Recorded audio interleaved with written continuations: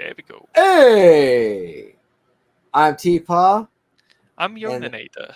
point the right direction. All right, there we go. Yes. Hello. And this is Kaijus Unite, and we're going to talk some Godzilla. We got a lot of news coming up because the news hound over here, who keeps up with the news nonstop, Yes. collected a bunch of stuff, and Exactly. it's been a couple weeks. I had a lot of real life stuff happen, as I do when you're trying to hold a job, hold a family together, kids, all that stuff. Still got my Godzilla toy right here. He always hangs out with me all the time. And basically, we're going to talk Godzilla. We're going to talk Kaijus. We're also going to talk some Ultraman, apparently. We got a lot of news in the mix that We we're have going a to lot of go into. views. So Yeah. So let's get right into it. yeah, the last week we were okay. Another thing, I have spent last few podcast episodes talking to you guys about how I have not seen Godzilla Minus One, right? We will talk about it a little I've bit later seen in it. the I've seen it. that I've is one of seen the it. new items. Yes. But No, first, we will talk more about Godzilla Minus One here shortly, but I just figured I would be like, I've seen it. I literally watched it the minute it dropped on Netflix. I watched it, so you know that I didn't waste any time. Beautiful film. But the first thing we're going to talk about, I'm going to go ahead and present here shortly. it's US Godzilla. Yes, the D. There we are. Literally, the article shows a D for deadline. Cancel. So the first news item: Godzilla and Kong, the New Empire, which is a movie we've been blowing for a long time. Adam Wingard movie becomes highest grossing in legendary Monsterverse with $570 million worldwide. So, want to go into that, Jonas? So we finally have a movie that beat Conistal Island, which was the previously biggest Monsterverse movie. So we finally have a movie that is number one at the spot, and that's amazing to see. We we at Kaiju fan, we want the Monsterverse to go on so we can get more movies and more TV shows and everything like that. So to see how did it go in so well in cinema, it's just amazing to see, and especially when I remember on Twitter that there was some people that thought that this movie would fail. Yeah, they were completely wrong about that. Yeah, no, I'd say so. Yeah, it. Look at that beautiful image, by the way, of Godzilla and Kong just standing side by side like that. Like, One of my favorite shots in the whole movie. yeah, this is shortly before he suplexes Kong. So in a global box office that's still licking its wounds from the strike, here's something to scream about. It's the highest grossing movie in legendary and Warner Brothers Monsterverse franchise at around 570 million around the world, which is right in the ballpark range. It's like middle of where I projected, because I projected 400 to 700. Jonas over here projected closer to this amount. That beats previous Monsterverse champ 2017's Kong Skull Island, which stomped to 568.6 million. Broken out, New Empire's grosses are 373.7 million abroad and 196 domestic. So overall, it's the highest grossing Monsterverse title in 35 markets, including Brazil, Colombia, France, India, Indonesia, Mexico, and UAE. The cool thing here to really talk about is the fact that there's been a lot of movie strikes. And I was listening to a couple filmmakers, one being Kevin Smith, and then now Mark Bernardin is a filmmaker too, not just a news hound because he made his own movie. But there's been a lot of strikes going on in the last year or two. They were talking a lot last night on this latest podcast with Fat and Beyond about how apparently the movie making business has seen a lot of struggles and a lot of stumbling. And so the idea that this movie right here made this much money is awesome. Like, it's not just your typical, like, oh, yeah, it made a movie, it's made some money, that's cool, right? No, this is awesome.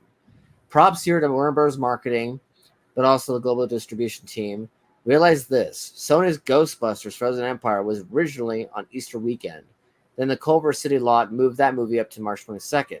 This created a golden opportunity for Warner's to step in and take over Holy Weekend, which has historically been a rich launch pad for the studio with Clash of the Titans, Ready Player One, And even the last Godzilla vs. Kong back in 2021, even though it was day and date on Max, it still delivered a 488.1 million. So what they mean by that, by the way, for the audience, day and date on Max, what that means is that for a long time, a lot of these movie studios were putting movies in theaters and on cinema or HBO Max and other platforms the same day, which did kind of put a dent in the movie box office, because people would be like, well, instead of going to see it in a theater, we'll just stay in our house and watch it there. But what are your thoughts on this, Jonas? What is really good is that we see movie going well in cinema as well. We did really important to see cinema haven't gone so good this year or even last year because of we have a lot happening in Schweiz about the pandemic, a lot of things that had put bad. So we need more movie to make money, so the cinema and the film industry can go on at it does. Right now, this movie one of the biggest movies this year. If I remember right, yet Dune they higher. I don't remember if Kung Fu Panda is higher or not. Oh, I Kung Fu think Dune, Panda? yeah. I You talk don't about like remember. box office? I don't remember if that higher or not on this one. But I think Dune is number one this Well, year. Kung Fu Panda 4, the newest one anyway, that one made 545.3 million on a 85 million budget. Oh, And okay. then Dune Part 2. Let's go to Dune Part 2 real quick. I haven't seen that one yet. I'm going to see that one soon. That one made a whopping 711.8 million, Yeah. which it's a book adaptation off of a book that came out in like the 1945ish 1965. It was in that range. It was a Yeah. while ago, but that they made that adaptation. The original adaptation for Dune, before Dennis got his crack at it with part one, was made in the 1980s, and it was a I poop heard fest. that one is apparently really bad, but fun. Yeah, no, I, I've heard that it's a fun, campy movie that doesn't understand the source material, but is still fun. yeah, exactly. Like, if the short material is like this movies, they are nothing alike. Yeah. And this article, by the way, the first article we're reading, because I always credit the artist, is Anthony D'Alessandro. So that's the journalist that was covering the Godzilla news. The next item we have is not that much different. Basically, it's the Godzilla vs. and Kong New Empire Blu-ray. Go into Yes, this. I didn't know what to link, but the important part is that the Blu-ray of Godzilla X Kong, if you are in the US, it's out now. Like, you can buy the Blu-ray right now, or 4K or anything like that. For me that live in Sweden, I need to wait until the 3rd July, but July the 3rd. But otherwise, the movie out, and you could see how the cover art and everything look like, and Look yeah, at that beautiful mug shot right there, like right before he blows your brain out. oh yeah, it's You got not Kong with much to the say except that you can now buy the movie. what I call the Infinity Gauntlet. Kong carrying the Infinity Gauntlet, even though it's not an Infinity Gauntlet. It's just a really cool glove that the company in the movie made to help augment the technology before before the company went and got nixed by the government. Let's see here. So yeah, no, I want to eventually own this movie on Blu-ray. Yeah. I know I'm gonna own it digitally because I have children and they are not nice to physical media. I learned Oh, that the okay. hard way, especially when they tattooed my hardcovers of my books, like the books that I No, wrote. They no. tattooed them and drew in them and everything, and then like there was a couple times where I came home from work and I found out that they broke CDs that I had for years. So I learned my lesson that owning physical media around children is not easy to do. It's a brave mission. Just kidding, not really, but still. Um, But yeah, so this next item that Jonas gathered for us shows that Legendary's Godzilla and Kong follow up finds new director in Grant Sputori. What are your thoughts on this one, Jonas? I found it interesting because did a new filmmaker like the old one continue at the Wingard, but now go with another person, and I'm not familiar with his work, but I always like to see fresh blood in the Monsterverse, like except for Godzilla vs Kong and Godzilla X Kong, almost every movie in the Monsterverse have been from a different director, and I find it interesting because it can give new perspective and that sort of thing. So I'm looking forward to see what he brings to the table. What's This your thought? is this is the movie that's on his resume. I Yeah, Am Mother. It's a cyberpunk thriller film directed by Grant Sputori. Apparently, it was written by the story anyway. Was written by Michael Lloyd Green and Grant himself, and then the screenplay was done by Michael Lloyd Green, which makes me think this is a co-authored project that was an indie movie because it's production companies Penguin Empire, Southern Light Films, basically smaller production companies. Looks like it was an indie project, passion project. mm, So if this is actually a really good flick, I mean, it's got like a average rating of 89% on Rotten that's good. Tomatoes, and says suspenseful, acted, intelligent, is an ambitious sci-fi story that largely achieves its impressive aims. That's pretty cool. I haven't Yeah, seen it yet, but I'm gonna see it because it looks like it runs for 113 minutes, so it's barely under 2 hours. yeah. So you could probably scratch that and have some fun. So as I, far as this goes, go ahead. What were we gonna say? I wanna see it yet to see because he's the new one in the Monsterverse. I kind of want to see what have he done before. Yeah, that makes sense. Yeah, no, I honestly, I'm intrigued. I'm Yeah. interested because the last movie. See, what they did was they did the last couple movies where it was like a guy playing with his toys and stuff. If this guy can take the same type of flavor and Mm. vision of the But yeah, original last couple ones, where they're fun, they're entertaining, but because he's directed this movie right here, I Am Mother, which is a mm, cyberpunk thriller film, that means he could probably bring a more serious flavor to it without being yeah, too serious, and there's a potential for awesomeness here.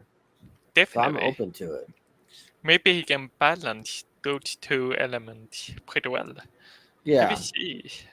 I wonder if it will be a Godzilla and a Kong movie, or yet a Godzilla movie, or yet a Kong movie. We don't know that yet, but Well, the script is also going to be written by Dave Callahan. yeah, They've got the new scribe, Dave Callahan, who's known for his work on Shang-Chi yeah, and Spider-Man Across the Spider-Verse. So there's a giant chance that we could get some greatness from this. definitely. So I'm open to it. I mean, it says in challenging times at the box office, and by the way, this article was written by Aaron Couch, apparently.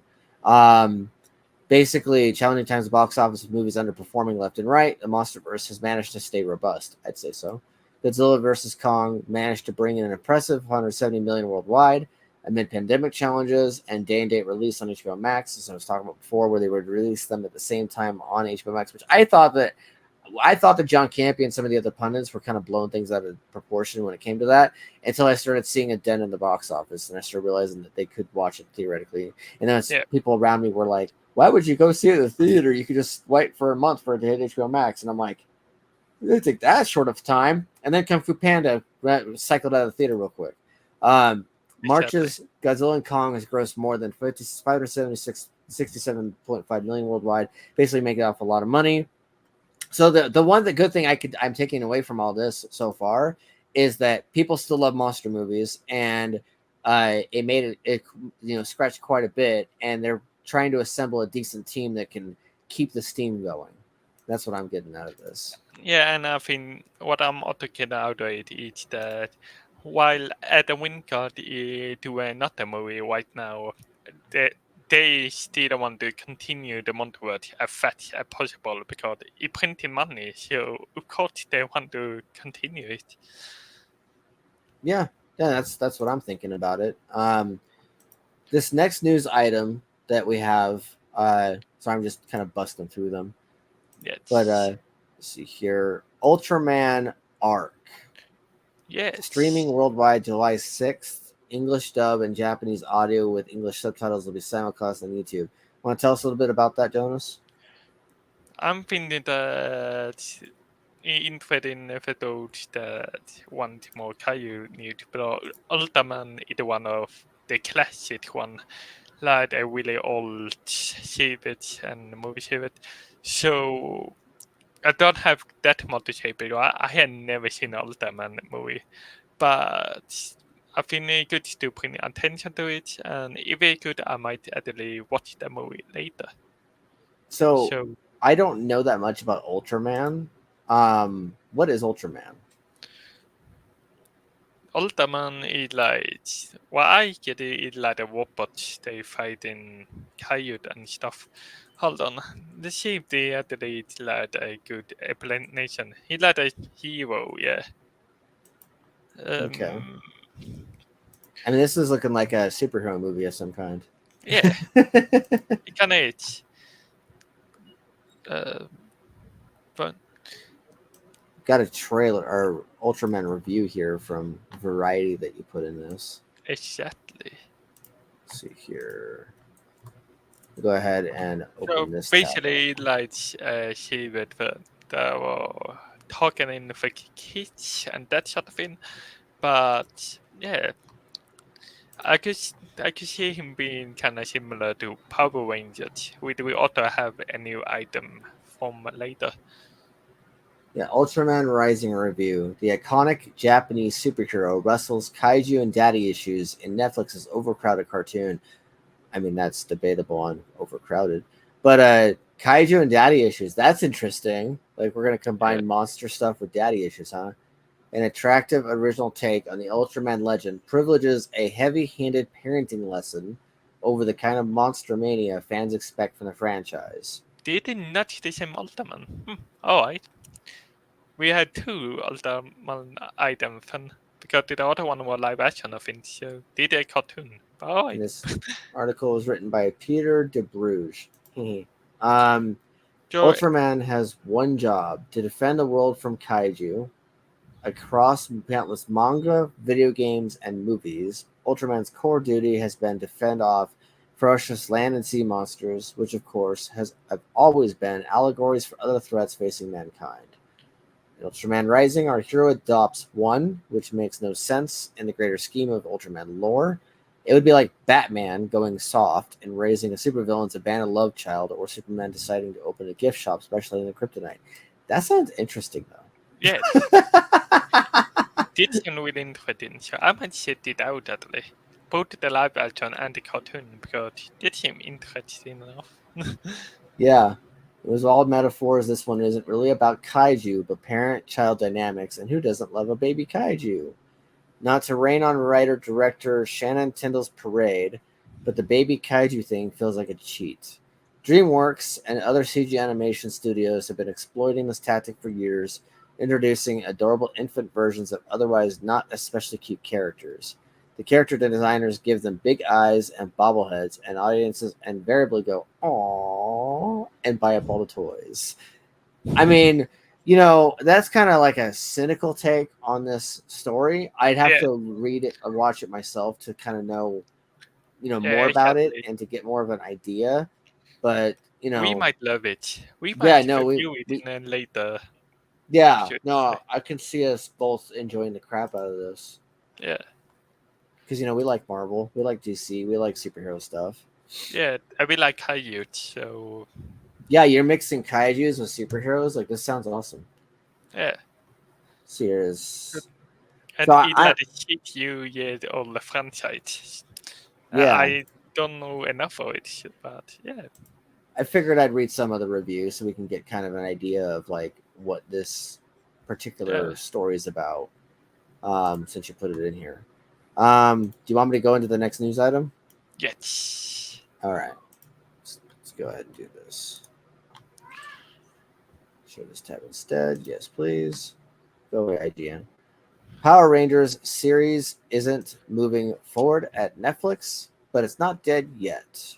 Morphin into something new by Michael Kripe. Updated June 11th. So basically, those that were looking forward to the Power Rangers series, sadly, they won't come forward in Netflix. But at the same time, I feel like Power Rangers shouldn't be on Netflix. It should be on the big screen. To be honest, even though I don't know if the last movie did that good, might actually remember it flopping, but it that type of movie that it have a lot of fun from the 90s and that sort of thing. And you just want to see all this as at the biggest quote scope as possible. Yeah. I like the idea that they're still doing Power Rangers though, because that's pretty Yeah, cool. it is. It's funny that it's not moving forward at Netflix because you'd think that they would just like jump for them something like this because they're all about franchises and things like that. But lately they've been kind of just making a couple seasons and then axing it. But Netflix is reportedly no longer pursuing plans for its live action Power Rangers series. The show is no longer moving forward after more than 2 years of work. According to information that was aired first by Jinsaku on Twitter, or X, and later corroborated by TV Line, Hasbro is now said to be looking to take the series in a new creative direction with a new partner. In Hopefully 2020, they Hasbro find announced... What's that? hopefully they found someone that I partner up and made something great about around it. I wouldn't be surprised if Hulu jumped on it. In 2020, Hasbro announced that I'm Not Okay With This co-creator Jonathan Entwistle would oversee a new connected universe of Power Rangers movies and TV shows. Daisy and the Six, co-executive producer and Supernatural story editor Jenny Klein, hey Supernatural, was previously attached as showrunner for the now canceled show. It's unclear if she'll remain attached to the project if and when it reemerges. IGN has reached out to Netflix and Hasbro for comment. Netflix's relationship with the Power Rangers franchise extends past the now shuttered live-action series. Just last year, the streaming megacorporation released Mighty Morphin Power Rangers Once and Always, a 1-hour special that brought the return of some familiar pudding-fighting faces. It was a reunion that we didn't quite fall head over heels for, giving it a 6 out of 10 review. Ooh, that is scathing. At the time, we said, despite its genuinely emotional story about grief that honors the power of Yellow Ranger, Mighty Morphin Power Rangers Once and Always is weighed down by disappointing effects and dialogue, even for Power Rangers. I mean, Power Rangers itself has always been kind of like a campy show in first place. I mean, it's something definitely. that is primarily marketed towards children and like young teenagers before they grow out of it. So Yeah. I'm not too surprised by this news. I am a little surprised that Netflix didn't just jump onto it like crazy. But like I said before, I'm pretty sure Hulu or maybe Disney, maybe, because Fox has been absorbed by Disney. I would have said Fox, but the Disney basically ate Fox, and which is why we're getting Deadpool and Wolverine. I still need to see any Power Rangers yet. I know I don't have a childhood now, but I had never Hey, seen Power Rangers. I eventually, I remember in elementary school, me and my brother Andrew, we would, that was back when he was going by Aaron. We were in elementary school, did dress up as Power Rangers, and for a couple of Halloweens, we were a Power Ranger. I was also Batman, of course, and Spider-Man, and I also was a Jedi at some point. I've done the Jedi thing a couple times, but like, back in elementary school, I don't remember if I was the Red Ranger or if I was the black one, but I was one of the Rangers. And I know my brother, I think he was the green one. But yeah, I remember being a Red Ranger at one point. And you got recommend some episodes. Yeah, no, that's the thing is it's like one of those shows that is so like just kind of out there and like kind of just like it's campy and like you would love it though. I'm pretty sure Yeah, you I would love love the camp. Power Rangers. I love camp. Pay Yeah. me all the camp. This next one is a new Brush of the God Island of Monsters trailer. Do you want me to show it or no? We can show it. We show the first one, so it should be fun. Yeah, let's see here. Well, this is the one that I previously put in a tab, but because it's a trailer, I'm gonna have to put a filter on it. But I turn off the sound, so here's some Did Ultraman. Yeah, here's some did. Ultraman for a minute. So this is interesting. He's got this like look. Oh, okay. So he's kind of like a Power Ranger himself. Yeah, I've been Power Ranger world inspired by Ultraman. Yeah. But Ultraman came first.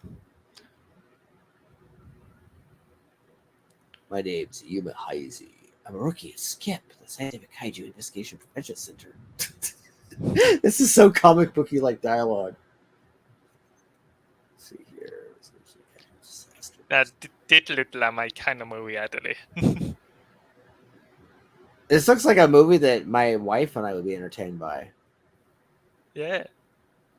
Because she loves casts like this, like diverse casts that are like Japanese or Korean or whatever. They're Japanese. Did the whole glasses thing where he taps the glasses on his face. You guys aren't hearing anything because, you know, I've got the sound we turned turn off. because copyright. Mm-hmm. I'm going to have to add a filter to it. But I'm really uncultured to the episode because I don't know Power Ranger that well. I don't know Ultraman that well. But it looked really fun. Yeah, no, this looks like a lot of fun. Yeah. Like, it's got like that whole, like, almost kid-like wonder approach to it. Yeah. Like, this is the type of thing that I would have watched as a 9-year-old. Definitely. A 9 or a 10-year-old. Like, this would have been right up that kid's alley. It still looked pretty good. Yeah, no, it looks like something that would play on Fox, like Fox for Kids, or on Disney Channel. I wonder if they did the practical effect. It kind of looked like it. This straight up looks like 90s, Power Rangers. Since you know we were talking about Power Rangers a second ago. Yeah, I want to watch the movie. We are watching the movie and made a review on it. Yeah, and then you got like the and the Godzilla like Kaiju. And we also have the other Ultraman thing to also talk Yeah. about. You have a lot.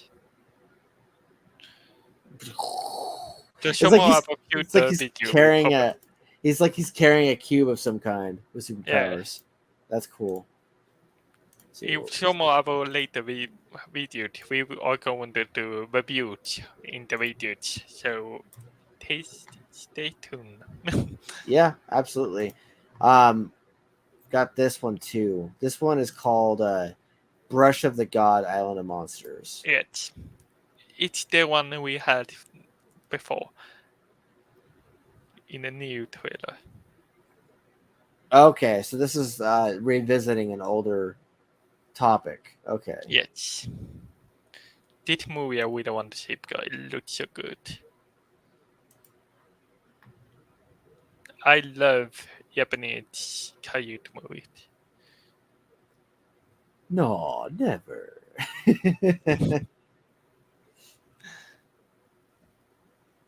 I only finished Japanese. Hey, this is kind of cool. It kind of gives me like that 90s vibe that I was talking about before. Yeah. And it's got like that camp and the cheese, but like it works. It works.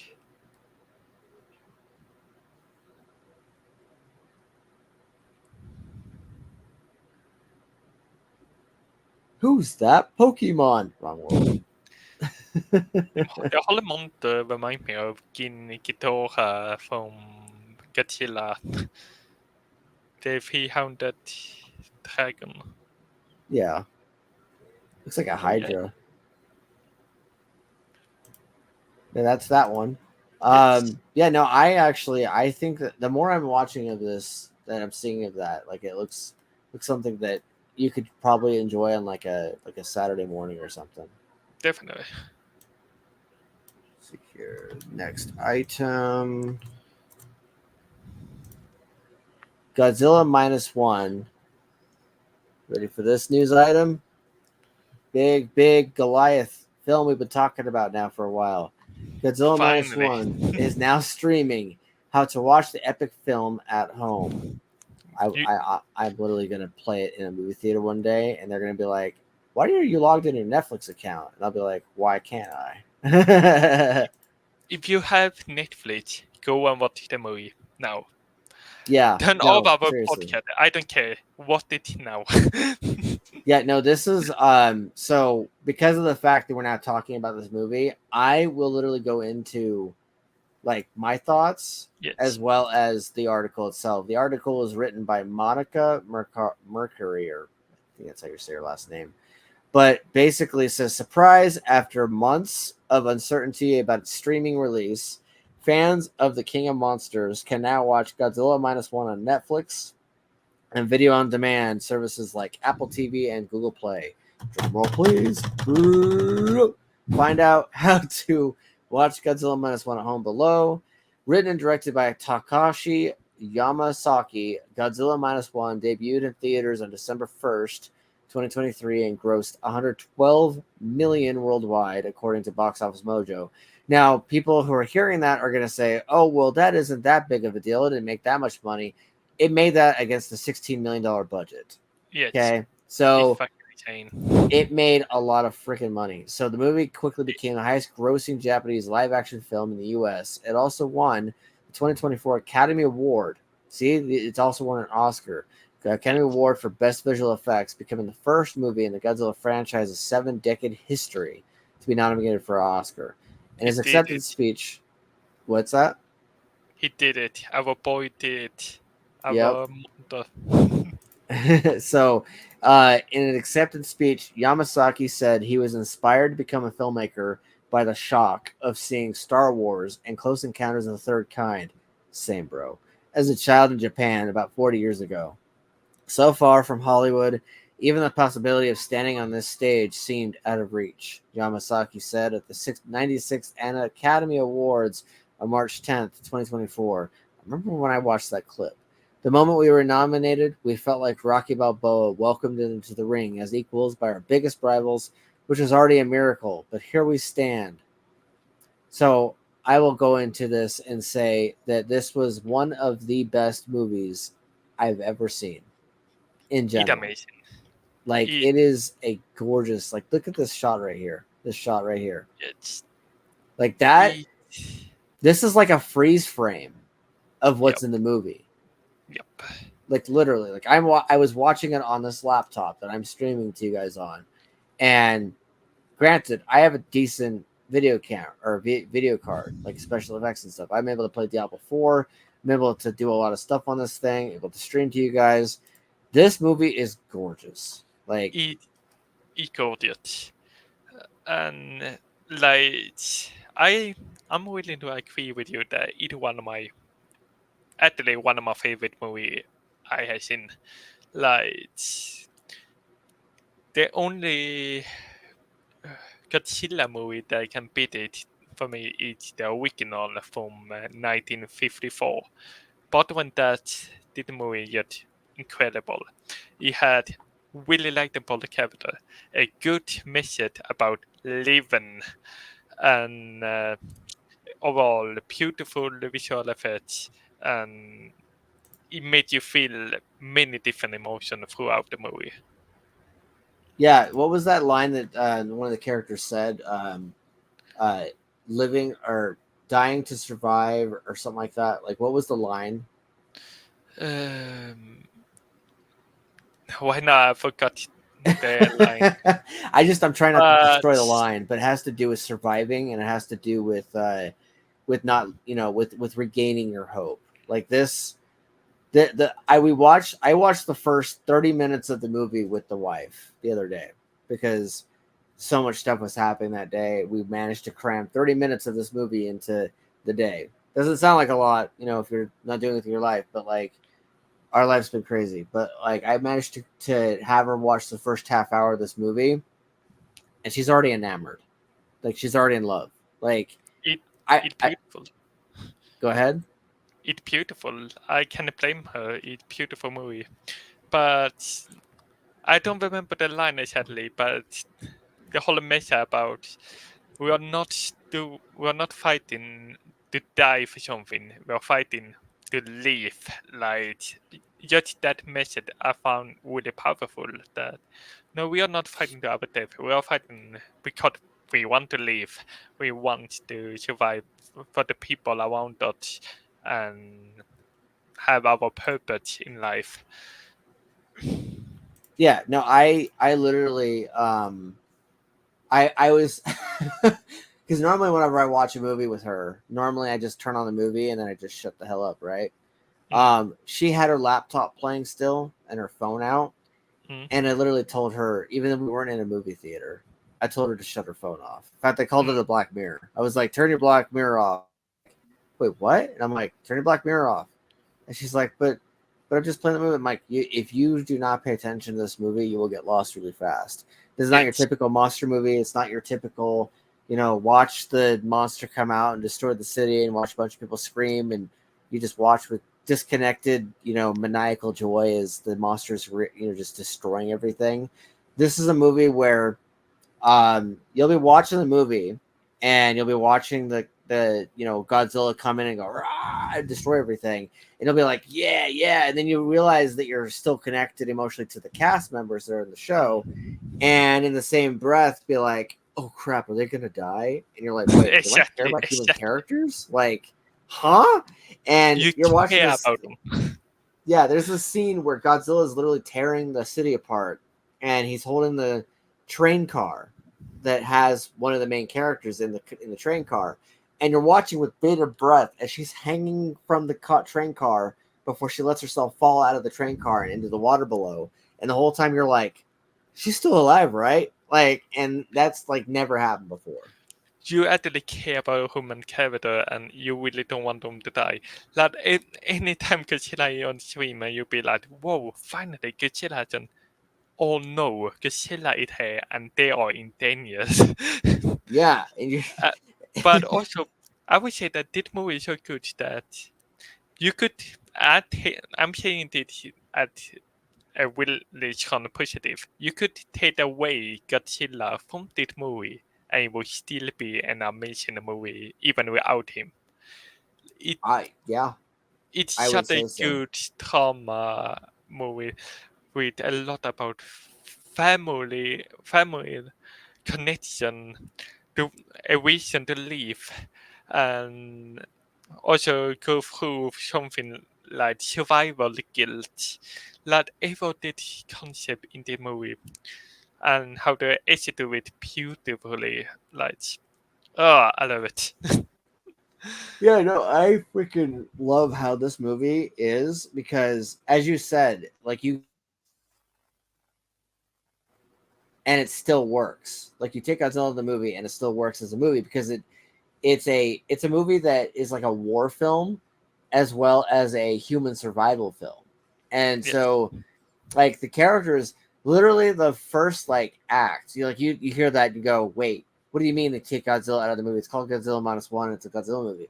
Well, in the first act of this movie, the people around the main character are around Koriko, around all of them, you know, all of them.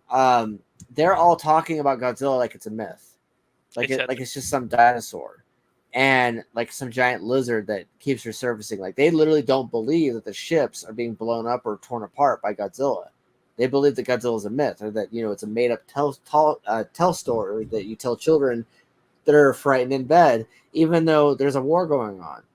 And so, like, you know, it's in 1945. It's a period piece essentially. It's a period piece monster film, and like this movie has two different storylines going on. It's got the human survival story on one hand, but then it's also got the human, you know, the human connection monster movie in the middle of Mm, the mix. So at some point when we get to the near the climax of the movie, not only we're rooting for Godzilla to wreak havoc because we still got that whole monster movie in our head. But then at the same time, this is We're how it rooting feels for for the me. woman. You're rooting for the human to survive and win. Like Exactly. you're like, can he win? Like, wait, but that means Godzilla loses. Can Godzilla win? Wait, I'm stuck. Exactly. Normally, I don't really give a fuck if Godzilla killing all the human capital, but this time Right? I really felt strongly about everyone. Like it probably the haunted cat in Godzilla movie, and that's why I always hated when people say that don't do a movie about the human, the monster is the more important. No, no, no, no, no. If you made a good movie, you then made a really strong human story, and it can work. Not You only that, just need but that. I would say it's also a romance movie. Oh, definitely. You know what the romance is for me? It's the romance of the dream of being alive. It's the romanticization Definitely. of not only surviving but also because like you would think romance movie means it's about the boy and the girl falling in love. It's not. There's even a part where Mm, he's having a PTSD episode, and he's like, "Wait, does that mean that mm, you're the dream?" And he's looking at her. He's looking at the girl that he took in, the girl that he initially was like, "Don't, you can't fall asleep here." And and the mm, girl and the baby girl, the daughter, the future daughter, because she essentially is his daughter without him even accepting her as his daughter. Um, he's like, he looks at them and he's like, "Are you? Does this mean you're the dream? Like, am I allowed to dream? Am I allowed to live?" In fact, that's the question he asks himself when nobody's mm. around multiple times is he's like, am I allowed to live again? Am I allowed to dream again? Like, this movie is about the romanticization of being alive. And yet, and if anything, I found normally Godzilla is like a metaphor for the the nuke that drop in the shit, that drop. But this time, Godzilla is more like a metaphor of his own dead guy demon, and he kind of metaphor for his demon in this movie because it did it before all that happened. So like uh, it really a personal story about how this man is fighting to be alive, if that makes sense. No, it does. It definitely does make sense. Yeah, no, this is the idea that you can dream, the idea that you can hope, the idea that you can have goals. Like, that's stuff that we as humans in our everyday life we struggle with, like whether it's mental health, whether it's depression, whether it's anything like that of that nature. And so the idea that you're watching a movie where the monster is a symbol and a metaphor for an atomic bomb, Hmm. and the humans are talking about the bomb like it's a myth, and yet they're talking about being part of a war effort. Like, you got one character who's literally romanticizing the idea of fighting for his country Hmm. and keeps getting called kid all the time. And then you got our main narrator who is the pilot, kamikaze pilot, and he's literally telling the kid, he's like, don't ever say that again about wanting to be able to die for your country, because of the fact of the tragedy of Hmm. how the film opens. The film opens with this entire crew that was on the island of, I think it was called Odo Island, Hmm. gets they get massacred. And what's funny is when I was watching that scene with all the dead bodies, I was like, you know, I know that this is supposed to be like the sad, somber scene, but Godzilla, you were being nice. Like, I literally said, "You're being nice, Godzilla." Good guy Hang on a Tue second. kamikaze pilot and all, and it was a movie that had political like commentary because what some of the best Godzilla movie had political commentary, like the monster itself is political. Never forget about that. So I found that they did that really well as well. Yeah, But if we go back to how they did a personal story, one of my favorite scenes in the whole movie. We are going to spoil the movie, but because just what they on Netflix. But it a really that scene when he is on in the hospital and she is asking him, "Is your war finally over?" Ugh, such a powerful scene that not only that he see her alive, but also she reminded him that it's your war finally over. Like your conflict. Can you finally have peace, basically? And I don't know. I found that beautifully done. Oh, I loved the ending. So, I initially had misgiving about how they handled that storyline because of the fact that the thing happens in the city, you're unsure of her fate. Mm. The question mark is whether or not she died or not, and then later on, you don't find out till later on about how that goes. And the way that that plans out with that line of like, is your war over yet? Like, she wasn't even talking about. The beautiful thing about that line was she wasn't talking about Godzilla. She wasn't. No, She was talking about his war exactly. within himself, and whether or not he was going to allow himself to live and allow himself to hope and dream again. Like, that was the beauty of that line. Like, Exactly. I absolutely adored the shit out of that ending. Same here. Like, that scene was beautiful. I don't have any complaint about the movie. Actually, I found the whole movie is just beautiful made. Have a great message and have great character that you want to follow. Even the side characters was interesting enough that you just wanted to follow them and all. They even have a few comedy, even though the movie is so dark as it is. There is a moment that you actually laugh.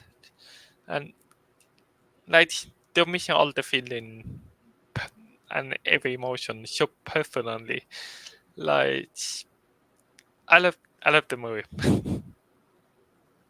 Yeah, no, I honestly, okay, so you know the cool thing about the beginning of the movie versus the end? Yep. You know how a lot of movies are where like the ending and the beginning are not that different, or they, everybody goes home and they're all happy and everything. Yep. The beginning is like a nightmare, right? Because it's Yep. like a war movie, and Yep. like you're watching as the soldiers are all talking to each other, and you're watching as they go to the island, and then you're watching as he's faced with the difficult choice of saving his army and shooting Godzilla, and he gets cold feet, and then they all die, and it's like a nightmare, right? It's like Yes. it's the flip version of a dreamlike state. It's the nightmare state. The very end of the movie ends like a dream. Like all the colors are soft and white, and she's in the hospital bed, and when he comes in with the girl, it's like you're reuniting family members together, even though at the beginning he didn't consider them family. And even when his soldiers were like, hey, you guys are all kind of stuck together, fate kind of brought you guys together, you should just accept it. And he's like, but I don't want it. And then later on he finds that he wants it, he craves it, he needs it. And at the very end of the movie, the way that the filtering is, the language of it is, it's almost like a hallucinatory dreamlike state. Like you're questioning whether or not it's real or not. Like that's the way that they filmed that ending scene, the very last part of the movie, the very ending of the movie. It was like a metaphorical tie off of how the movie began. I really liked that. I never noted that before. That really interesting. Yeah, no, I immediately noticed it when I first watched it. I was like, wait, so the beginning was filmed like a nightmare, and then the ending of the movie is filmed like it's a dream. Like this is hope coming back. This is hope coming back to life, being reincarnated. I liked how they made the movie also that it's open for sequel, but it still stand on its own feet. That I found really good. I'm totally gonna cause you to rewatch this movie again. You're gonna get to the end, you're gonna cry again, and you're gonna be like, "Oh my god, he's right! It's like a dream." That's the beautiful thing about this movie is that it represents so many things, and it's a beautiful piece of filmmaking. Definitely, it's such a good movie. Like even while watching the trailer before the movie came out, I was like, I thought it might be good. I didn't expect like, oh my masterpiece, but I will probably collect this movie as a masterpiece. And right now I'm really bad at describing my thoughts because I don't have a script down. But I had done a review on this movie before in another video. So if you just said that the living shit pot, you should find a Godzilla review would have me in it. Hey, if you want us to refer to that in the description, we can. Yes, definitely. We can do that for sure. I just figured we'd give some thoughts on this movie to have some fun with it because Definitely. it's a small review, but Yeah. I could literally go on about this movie for a while. But this next thing that I'm going to talk about, or at least that we're going to talk about, is something you found that really intrigued me. Yep. Look And at this is that. pretty new. Godzilla soda flavored. What the fuck is it? Soda flavors have arrived. We've got Space Titanium, Ruler Cosmos, Kaiju Alpha, Supersonic Queen, Red Alone, and Future Terror Beast. This is interesting. Will you be trying it? It's a 6-pack that costs $35. So if you got $35, then you can get your Godzilla Soda 6-pack. Yeah. Apparently, I didn't know this was a thing. Not me either. I saw it while doing all the new item. I thought like, oh, wait, what it is. You've got orange soda, you've got vanilla cream soda, root beer, grape, black cherry, and birch beer. Birch beer? I didn't know beer could be a soda unless it's root beer. Yeah, it's a 12 ounces, so basically it's like drinking a can of soda, only it's kaiju related. It's That's Mothra nice. Supersonic Queen, grape soda, Godzilla's Kaiju Alpha Root Beer, Mecha Godzilla's God Space Titanium Vanilla Cream Soda. Interesting. Hmm? You always find the most interesting stuff to put in here. And this one that you've got here, it looks like it's from Oxygen Destroyer. Yes. A daddy a band. And now we might, if everything works now, can you click on the video? Nothing will come out on my end. Oh, that's right. Duh. Alright, there we go. So we don't need to watch the video, but did a new Son of Ocean Destroyer, which is a band that a lot of the music is all of the music is about Kaijus stuff, and like the third album is mostly Godzilla related. The third album though, with the new song Shadow of Evil, it about Gamera and the Gamera trilogy from the 90s. I have not seen that movie either. I know I'm not the cultural. I need to be better with that. But I want to watch that movie because some people say that it like the three of the best Kaiju movie out there. So I need to watch it. So if you're interested in death metal, thrash metal, I recommend this band. And if you like Kaiju, well, this is Kaiju related. So, and the new album is coming in August. The new album is coming in August. So, yeah, check it out if it interests you. That looks awesome, honestly. Oxygen Destroyer, Thrashing Kaiju Metal. August, so it doesn't have no specific date, but it's in August. That's my birth month. The date if you go to the website. Oh, there is? Yeah. Let's see here. Which website? This one? This one, yeah. Where is the date? August 9th. Oh, the 9th, yeah. And then the item ships out if you buy the vinyl or pre-order the vinyl, apparently, or the disc.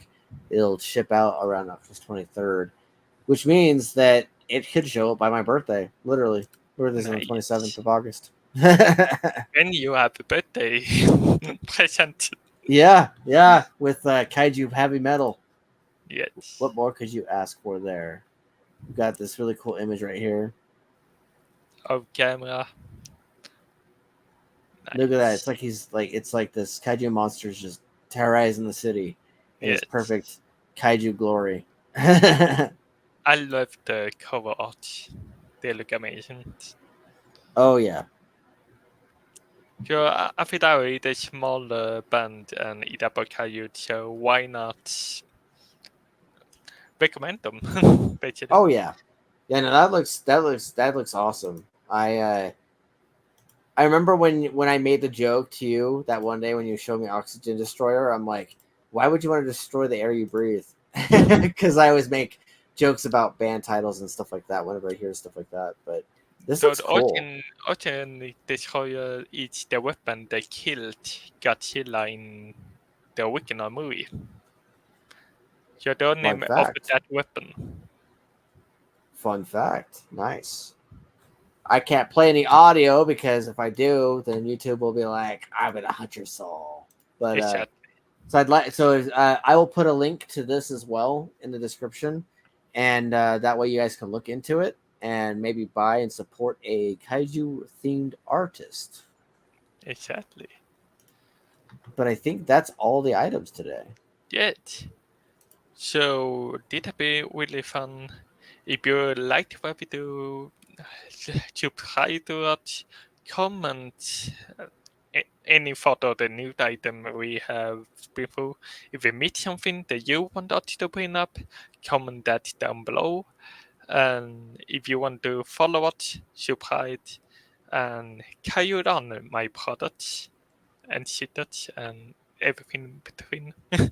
Yep, and I just to plug real quick, I've got books that I've written. I write about kaiju related type stuff. Like I've told him like ad nauseum that I'm gonna put a squid in there somewhere. But I've got elephants, lizard people type stuff, like a bunch of weird monster related stuff that are in my books that I've written, fantasy stuff. My current project I'm working on is called The Night Shadow. It's part one of the Prince of Brimstone arc where our main character is learning godhood. And while he learns godhood, that also means he learns monster lore. And so there will be monster kaiju related stuff that's in its series in which our baby god has to learn how to become a decent deity of his own.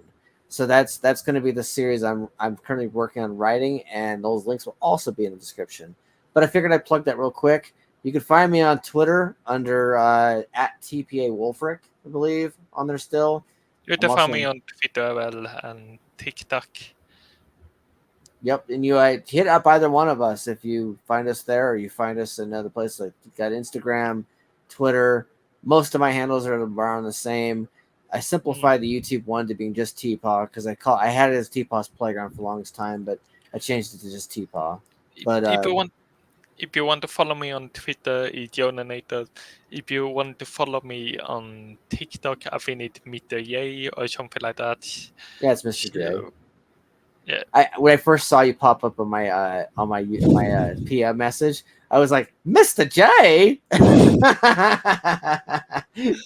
And then in my head, I was like, here's my card. If you want to talk this, because my brain went to Joker quotes, but which is Carry inevitable. on, Kaiju family. Yep, carry on and have a week. This has been Teapaw, Jonasnator and out.